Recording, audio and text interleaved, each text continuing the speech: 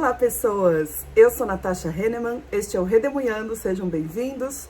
Hoje é dia de comentar com vocês sobre as leituras que eu finalizei no mês de fevereiro de 2026.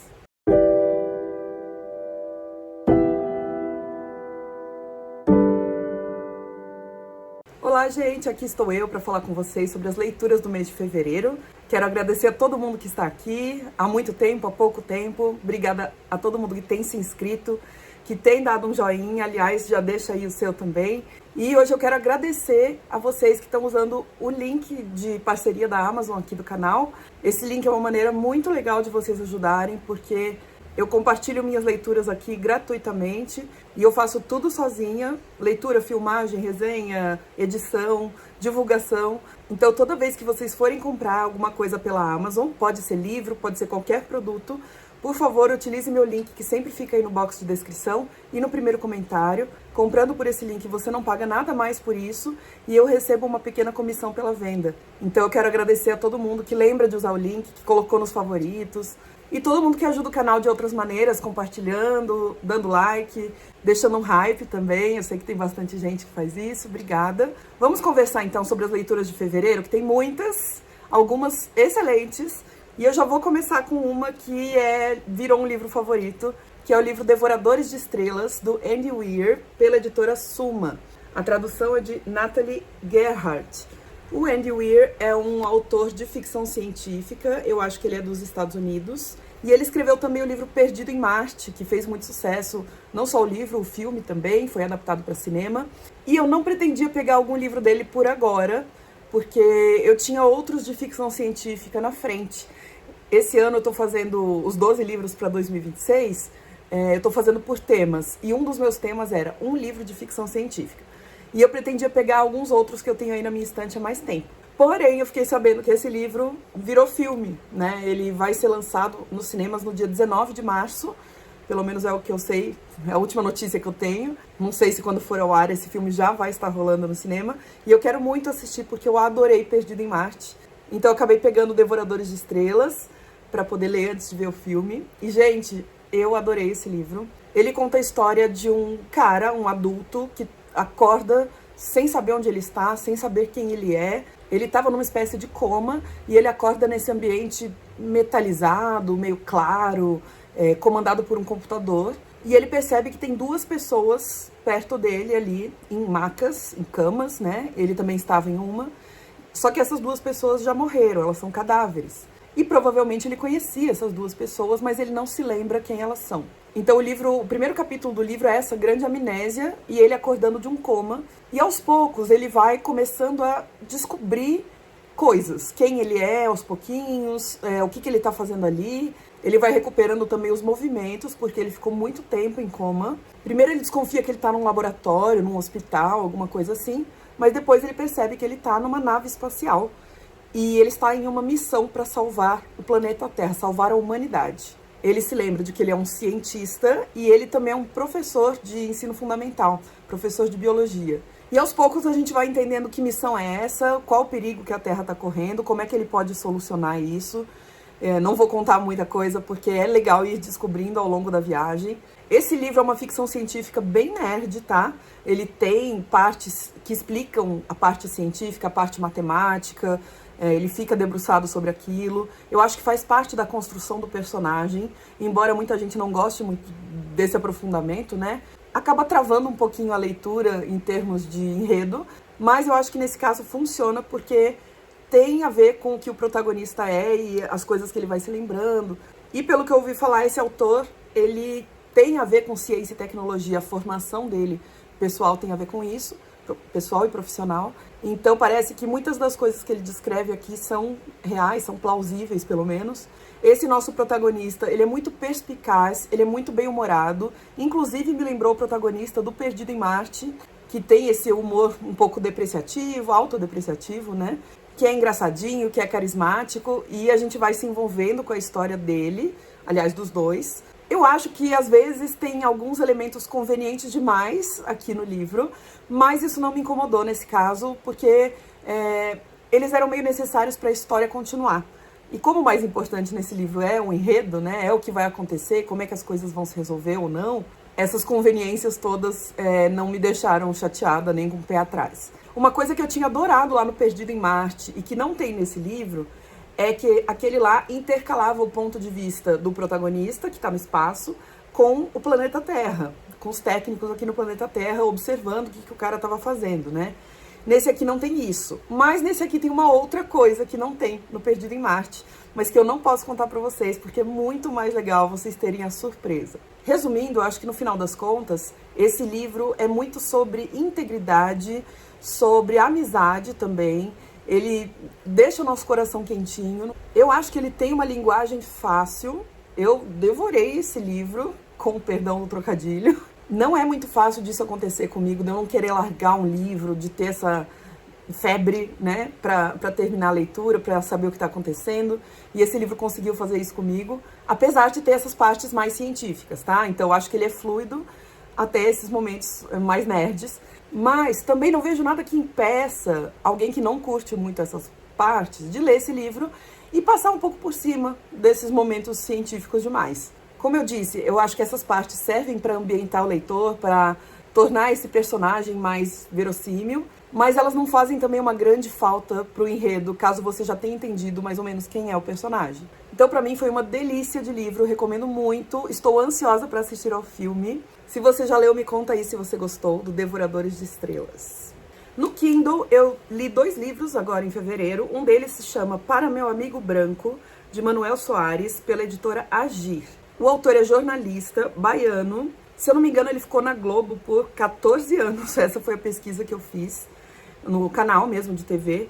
E foi demitido em 2023. Ele participou daquele programa Encontro, acho que era com a Fátima Bernardes.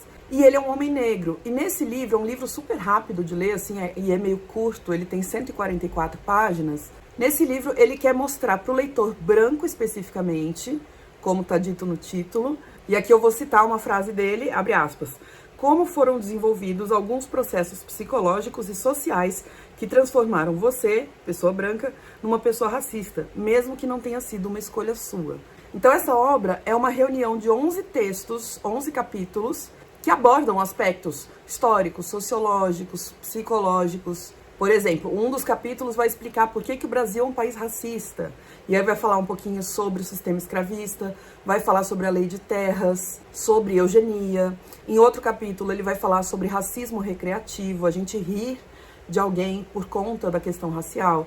Em outro capítulo vai falar da hipersexualização das pessoas negras, né? Ou seja, da imagem que se faz de pessoas negras serem hipersexualizadas, o que é reducionista e preconceituoso. Tem outros capítulos em que ele fala sobre infância, adolescência, vida adulta e vai jogando para o leitor algumas perguntas incômodas do tipo, na sua escola, na escola que você estudava quando você era criança, adolescente, as pessoas negras estavam onde? Elas estavam no banco escolar com você, elas estavam sendo professoras ou elas estavam como serventes da escola, né? No sentido de serem funcionários de limpeza da cozinha. Ou então, qual menino ou menina você achava bonitos na escola? No seu bairro, onde é que estavam as pessoas negras? E eu acho que esse texto dele é muito fluido, tem essa coisa, né, do jornalista escrevendo. É um texto muito fluido, parece uma conversa, um bate-papo, porque tem um tom de conversa informal, coloquial. Porém, eu acho que esse também foi o ponto fraco do livro para mim. Apesar de ser um ponto forte em alguns aspectos, essa linguagem simples, eu acho que tem momentos em que o autor exagera um pouquinho na informalidade, e eu senti um pouco de infantilização da conversa. Embora eu tenha certeza que essa não foi a intenção do autor. E talvez seja mais uma questão da minha leitura do que da escrita do livro. Porque eu tô mais acostumada com coisas super teóricas, né? Que tá longe de ser o caso desse livro. Então, só para dar um exemplo, eu separei um trechinho aqui em que ele fala, abre aspas, nosso objetivo é eliminar este racismo que mora dentro do seu coração, fecha aspas. Eu acho essa coisa do, o racismo que mora dentro do seu coração muito bobinho. Eu entendo o que ele quer fazer, essa ideia da aproximação com o interlocutor, né? Mas pra mim, pessoalmente, não funcionou muito bem, porque ficou ultra didático. Mas eu acho que esse é o propósito do livro também. Então, acho que deu pra me entender, né? Ele cumpre o que ele promete, ele não me entregou nada de diferente do que eu esperava, mas não é o meu tipo de leitura favorito. E o outro que eu finalizei a leitura em fevereiro, no Kindle, foi o livro Pequenos Delitos e Outras Crônicas, do Valcir Carrasco, pela editora Best Seller. É um livro de 207 páginas, então ele também é curto, e tem mais de 60 crônicas. O Valcir Carrasco é um autor paulista, ele é dramaturgo, além de autor, e como vocês sabem, no Kindle eu gosto de pegar coisas mais leves para ler, coisas mais fluidas, porque eu leio antes de dormir, então eu preciso de textos que não exijam muito da minha atenção, da minha concentração, que não precisem que eu lembre muita coisa para poder continuar a leitura. E nada mais adequado para isso do que crônicas leves, né? Eu tô lendo esse livro, deve fazer uns 3 meses, talvez, porque eu lia 1, 2 crônicas por dia, às vezes nenhuma, dependendo do dia aí, se eu estivesse muito cansada, eu nem pegava para ler, e agora eu finalizei. Pelo que eu entendi, esse livro foi publicado em 2004, mas ele é uma reunião de crônicas que já tinham sido publicadas antes. E como vocês sabem, as crônicas são, por excelência, um gênero textual ligado ao tempo presente, né? Assim, ligada ao período em que ela é escrita. Geralmente, e nesse caso, são temas do cotidiano, recortes do cotidiano que o autor pega, que ele acha instigante, interessante, engraçado, que tem algum estranhamento rolando ali naquele assunto, e o autor desenvolve de uma forma leve, bem-humorada, que é o caso do Valcir Carrasco, e breve. As crônicas são bem curtinhas. Então, geralmente, esses autores trazem uma indignação ou um estranhamento, um novo olhar para alguma coisa que a gente já está muito acostumado, muito habituado no nosso dia a dia. Então, só para dar alguns exemplos, tem um texto aqui em que ele está revoltado com as comidas sempre terem algum defeito ou algum problema. Defeito não é exatamente a palavra, né? Mas, por exemplo, algumas comidas têm um colesterol muito alto, alta taxa de gordura, de açúcar, muitos agrotóxicos, que é uma coisa que todo mundo passa, né? Por que eu não posso ficar comendo muita coisa? Tem um outro texto que fala sobre os perrengues de viajar com outra pessoa. Outro texto reclama do trânsito de São Paulo, dos motoboys, dos pedestres. Então são essas coisinhas com as quais muita gente se identifica. E aí tem várias coisas nesse livro, né? Vários textos, vários assuntos e vários tratamentos que ele dá para os assuntos que são muito datados. Inclusive algumas coisas que envelheceram muito mal. Hoje em dia já são consideradas ofensivas e na época não eram, ou pelo menos não pela maioria, né? Mas as crônicas eu acho que tem isso, elas são umbilicalmente ligadas à sua época, então elas ficam datadas mesmo. Por exemplo, ele reclama de vez em quando não dão o troco certo em dinheiro, em moeda. E hoje em dia, por exemplo, a gente não usa mais moeda praticamente, né? A gente usa Pix, a gente usa cartão, ou fala sobre os táxis pegarem caminhos errados. E hoje em dia o GPS acaba nos colocando nos caminhos, né, que deveríamos seguir, e a gente usa mais carro de aplicativo do que táxi. Essas coisinhas. No final das contas, eu achei um livro leve, bem humorado em muitos aspectos, mas bem medíocre, assim, médio. Porque dá pra perceber que o autor tem uma fórmula, ele segue uma fórmula em todas as crônicas. Ele termina sempre com uma frase de efeito pra fechar o texto. Então, assim, não achei nada extraordinário, é um livro médio, mas ele é leve e serviu ao propósito de ler antes de dormir pra mim. Também li Virgínia Mordida, de Giovana Vieira, pela Companhia das Letras. A Giovana é uma autora do Espírito Santo, mas esse livro não se passa no Espírito Santo. Ele é um romance narrado por uma moça chamada Virgínia. Ela tem uma família muito forte, assim, uma família de pessoas negras, ela também é negra. E essa família tem um orgulho muito grande da própria história, das raízes pretas afro-brasileiras que eles têm. E isso transparece nas músicas que eles ouvem, na religião que eles seguem, nas roupas que eles vestem, nos penteados que eles usam, nas festas de família. E é muito bonito como ao longo do livro, as personagens, que são na maioria mulheres, por isso que eu estou usando feminino, mas as personagens se referem à família como uma árvore, nesse sentido de árvore genealógica mesmo. Então as nossas raízes, que são as nossas antepassadas, os galhos da árvore, que somos nós, ou os nossos filhos, né? Essa imagem da árvore eu achei muito bonita. E nós vamos conhecendo também, além da família da Virgínia e da própria Virgínia, a gente conhece alguns outros personagens. Eu quero destacar aqui a Penélope, que é tipo a melhor amiga da Virgínia. Ela é uma mulher com nanismo e as duas têm uma conexão, assim, de pensamento muito grande. Parece que o que uma sente, a outra sente também. Elas têm essa comunicação só por um olhar, muito profunda. E a Penélope é super ácida, ela é uma mulher que retruca. Se alguém fala alguma coisa nada a ver, se alguém incomoda, ela retruca sem dó. E nós temos o Henri, que é o namorado da Virginia. Henri, ele é um moço loiro, argentino, que incomoda muito a família da Virginia, porque ele é sem noção. Ele, por exemplo, quer fazer trança no cabelo logo antes do evento, e a moça que foi contratada para fazer trança no cabelo das mulheres não foi contratada para fazer o dele, então não vai dar tempo de fazer trança no cabelo dele. Ele faz piada com o nanismo da Penélope, então ele é uma pessoa que só dá fora. E à medida que o livro avança, porque no começo a gente fica muito nessa vibe da família da Virginia, à medida que o livro avança, o Henri vai ficando mais e mais controlador.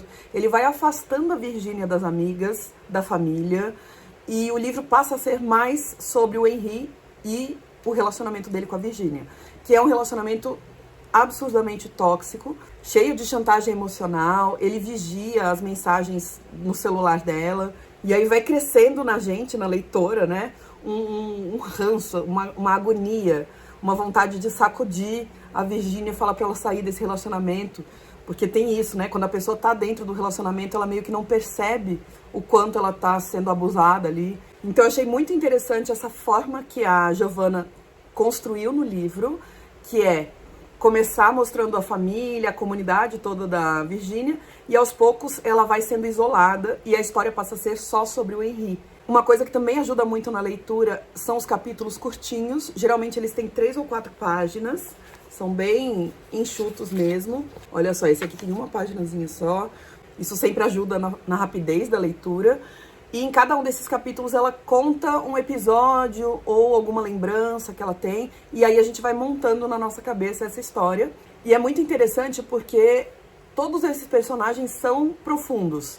Eles não são caricatos, eles não são rasos. O Henri tem uma história por trás, a Penélope tem uma história por trás, ela é uma personagem por si só. Ela não é só uma escada para Virginia, assim como o Henri também não. Então eu acho que é um livro que tem muitas qualidades, vale a leitura.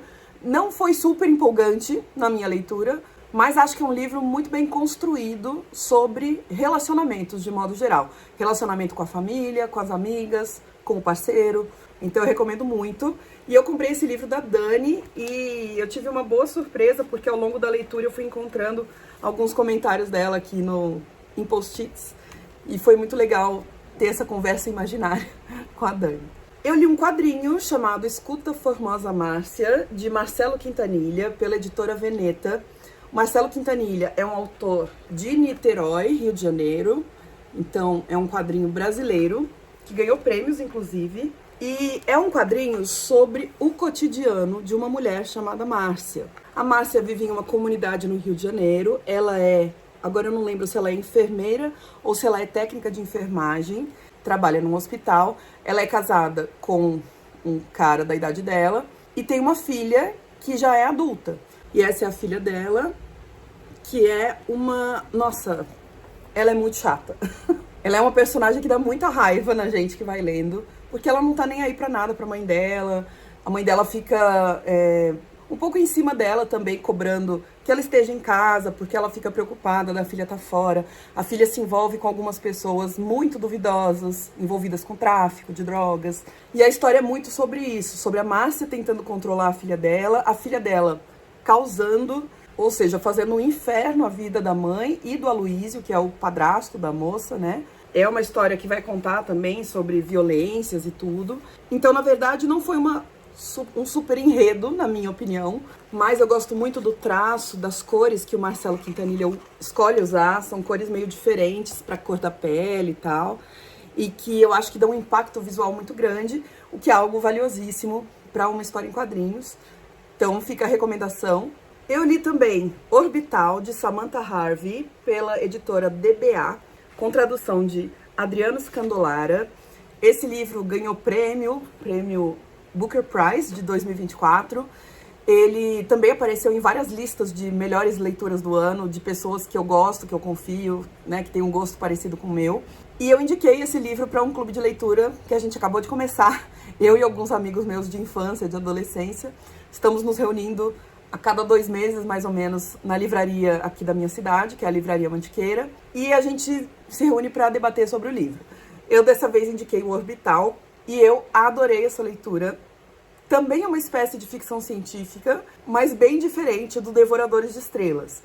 O Orbital é um livro muito mais paradinho, ele é mais reflexivo e menos de ação, de enredo. Nesse livro, nós acompanhamos 24 horas de 6 astronautas e cosmonautas que estão na Estação Espacial Internacional. Esses astronautas e cosmonautas são da Rússia, do Japão, da Itália, dos Estados Unidos e da Inglaterra. E nessas 24 horas, várias reflexões e vários sentimentos ocorrem a todos eles. A gente vai acompanhando a estação espacial em volta da Terra. E essas 24 horas, que pra gente seriam um dia único, pra eles veem várias vezes o sol nascendo, o sol se pondo, o sol nascendo e o sol se pondo. Então até parece que as coisas se passam em vários dias, mas no fundo são 24 horas que estão passando aqui. E os principais acontecimentos que a gente vai ver são as reflexões, né, desses astronautas e cosmonautas. Eu vou falar sempre astronauta de modo geral. Eles estão acompanhando o avanço de um super tufão na Terra, tirando fotografia, mandando para a equipe terrestre.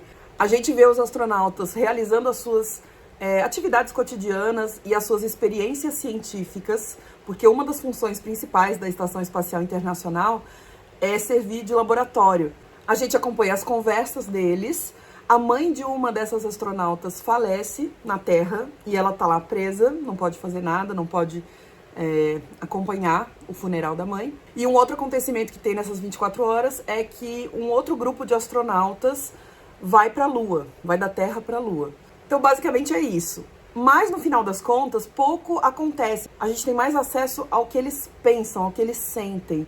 Então, é um livro super reflexivo. Para mim, ele despertou muito uma sensação de perspectiva. Eu diria que a palavra desse livro é perspectiva.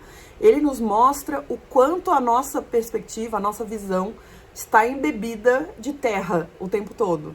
Então a nossa noção de distância, de tempo, de velocidade, de família e amigos, a gente é muito dependente da terra, né? E depois eu fui pesquisar, porque eu já tinha ouvido falar em algo parecido com isso, e eu descobri que o nome do efeito é efeito perspectiva. Em inglês é Overview Effect.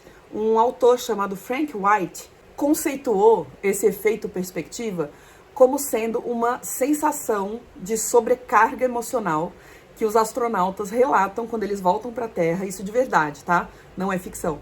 Quando os astronautas vão para fora e observam a Terra de longe, eles voltam relatando essa sobrecarga emocional de mudança de consciência, porque esses astronautas, eles olham para a Terra como algo, ou um ser frágil, vulnerável, grande, muito grande, mas que também nos faz sentir pequenos e frágeis, né?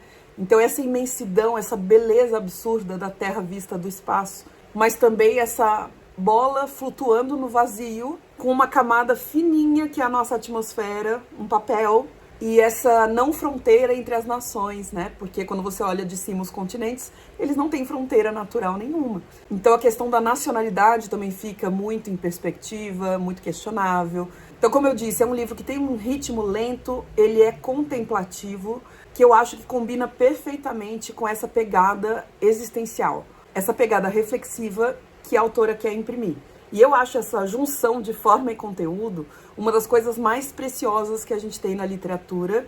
É algo muito difícil de fazer e que, na minha opinião, eleva a obra. O estilo da autora é direto, mas é cheio de imagens, então o texto fica muito rico. E ela usa muitas figuras de linguagem para fazer esse enriquecimento. Ela usa metáforas, ela usa comparações, ela usa personificações, a Terra como mãe, por exemplo. E as descrições da Terra, dos astronautas olhando para a Terra, são tão cheias de texturas e cores que me causou como é que eu vou explicar? Uma espécie de emoção sensorial. Existe isso? Mais ou menos quando você ouve uma sinfonia que te arrepia, que te deixa emocionado, sabe? Achei um excelente trabalho da autora, do tradutor, Os meus amigos não gostaram muito da leitura. Eles acharam, por exemplo, que os personagens não têm muita diferença entre os 6 astronautas. São diferenças difíceis de ver. Eu concordo que são diferenças difíceis de ver, mas eu vejo mais como uma tentativa de mostrar como, apesar de serem 6 indivíduos, eles são uma coisa só. Eles são os representantes da espécie humana olhando para o planeta Terra. Então, para mim, essa diferenciação não fez falta nenhuma, nesse caso. E houve outras críticas, mas, sinceramente, eu não concordei. Eu acho tudo nesse livro muito bonito e, ao mesmo tempo, melancólico e doloroso, em alguma medida. Muito humano, portanto, e diferente de tudo que eu já li.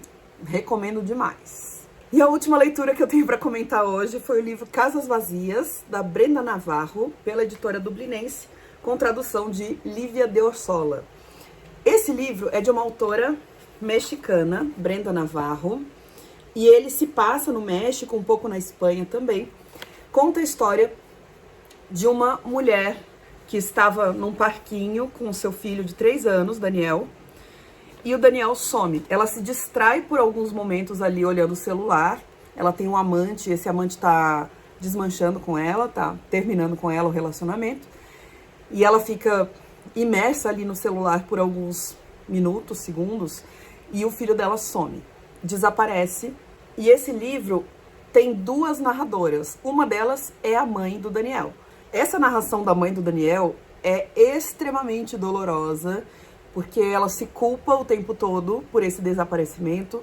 Ela mergulha num inferno emocional, basicamente. É uma narração amarga, porque parece que ela odeia tudo, odeia todos, inclusive ela mesma. Ela se sente assombrada, parece que realmente tem um fantasma atrás dela, ou dentro dela, né?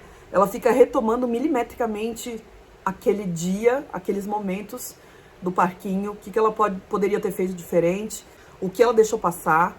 Ela chega, em certos momentos, a desejar que o filho dela tivesse morrido, ao invés de desaparecido, porque ela pelo menos saberia o que teria acontecido com ele. Não ficaria nessa incerteza, né? É um desespero esse não saber. E essa mãe, além do amante com quem ela termina, ou ele termina com ela tem um marido e uma filha.